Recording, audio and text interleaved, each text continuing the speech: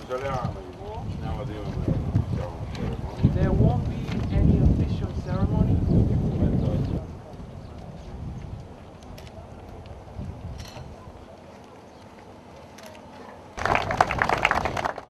Въпреки адекватното поведение на линейка и на политикари и така нататък, нищо не е могло да се направи, тъй като неговата смърт е моментално настъпила с самия удар.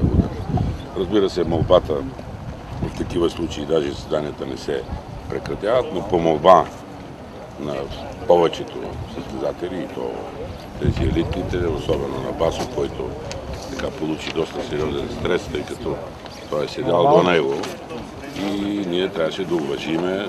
Разбира се, това става по съответен ред с обсъждане в директорския съвет, след това се предлага на официалният състав на спортните комисари, които са двама чужди, Крис Мел и Радован Новак и нашия български Бушнаков, и има официално решение за това.